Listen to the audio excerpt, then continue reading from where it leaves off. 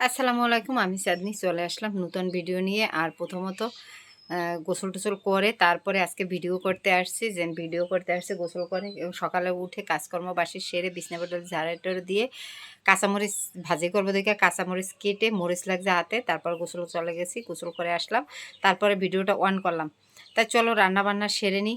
আজকে দেরি হয়ে গেছে, এখন বেজে গেছে 11:30। আমার রান্না বসানোর কোনো নামও নেই।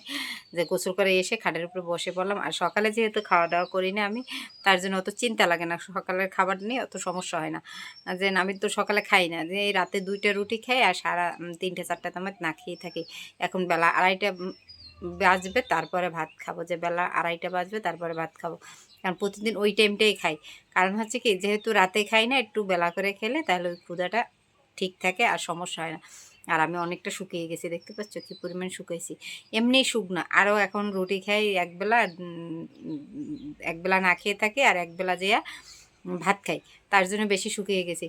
আর বাথরুম টাথরুম পরিষ্কার করছি, আজকে অনেক কাজ করছি, বাথরুম পরিষ্কার করলাম, এটা সেটা মানে ফ্রিজ ট্রিজ একটু মুছামুছি করলাম, তার জন্য একটু অনেক বেলা হয়ে গেছে। তাই চলো ঝটপট করে রান্না করে নিই, তারপরে আবার কথা বলবো, এর আগে আর কথা বলা যাবে না। আর চিংড়ি মাছ ভাজার মেনুটা তোমাদেরকে রেসিপিটা দেখাবো।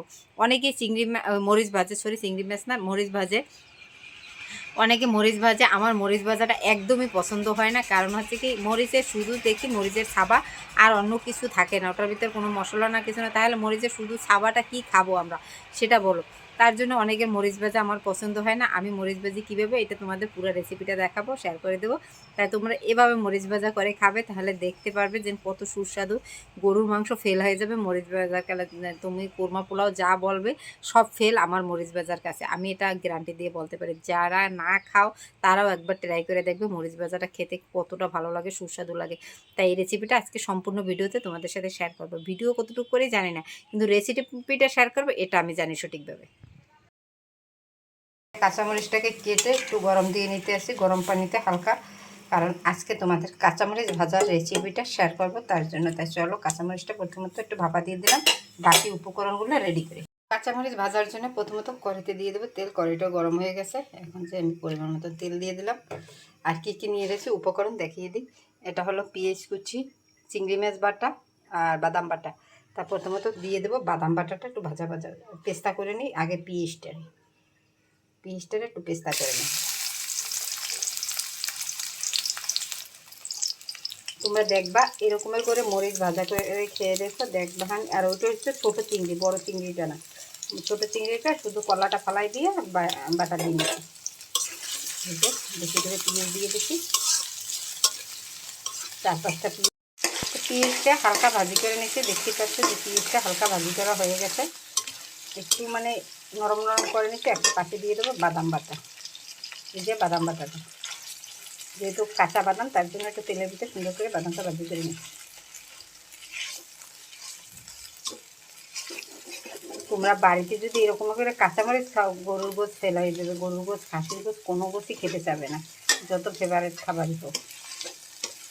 শুধু ইচ্ছা করবে কাঁচামরিচ ভাজা দিয়ে ভাত খাই।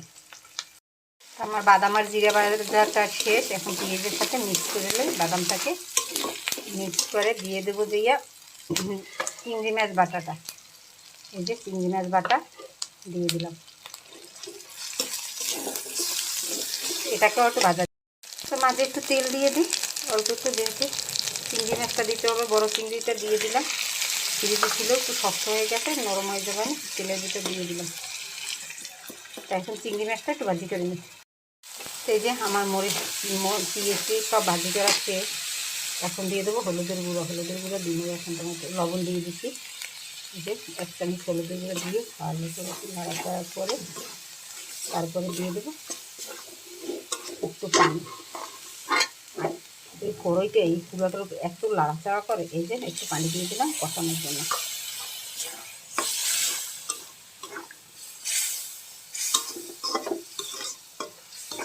এতক্ষণ সব কিছুই তেলের ভিতর ভাজি করছে, দেখো কতগুলো মশলা হয়েছে। কাঁচামরিচ ভাজবা যদি গায়ে গায়ে মশলা না থাকে, অনেকেই কাঁচামরিচ ভাজে, আমার একদমই পছন্দ না। কারণ এরকমের করে কাঁচামরিচ ভাজা যখন খাবো, যেহেতু মরিচই খাবো, সুন্দর করে একটু রান্না করে খেতে হবে। এই দেখো কালার এসে গেছে সুন্দর একটা, এখন যে কালার এসে গেছে, তা যেহেতু বলক নিয়ে নিচ্ছে, এখন দিয়ে দেবো কাঁচামরিচ। এই যে সম্পূর্ণ কাঁচামরিচগুলো দিয়ে দিলাম। এখন এটাকে ভালো করে লাড়াচাড়া দিয়ে ভাজি করে নেব। আমার কাঁচামরিচ রান্না করা শেষ। মরিচ ভাজা খাবো, মরিচ ভাজা খাবার সুন্দর করে খেতে হবে, মরিচ ভাজা খাবো, অন্য কিছু তো না। সেটা যদি সুন্দর না হয় তাহলে কীভাবে খাবে? তাই রান্নার শেষে তোমাদের সাথে আবার বাকিটা শেয়ার করবো। শেষ আমার উপকরণ দেওয়া সব। দুপুরের খাবার দেখতেই পাচ্ছ যে মরিচ ভাজা অসাধারণ, আর পুঁই শাক ভাজি করছি। শাকের কালারটা দেখো একেবারে সবুজ সবুজ আসছে। চিংড়ি মাছ বাটাও দিছি, আবার আনাম চিংড়িও দিছি। আর এই হলো ভাত। দেখো কয়টা ভাত নিই, এই কটা ভাত খাবো। এখন বাজে বেলা 2:30, তাই আমার খাওয়া দাওয়া শেষ হয়নি। আজকে গোসল টোসল করেই রান্না করতে গেছি, তার জন্য একটু দেরি হয়ে গেছে। তা চলো খাবারটা খেয়ে নিই।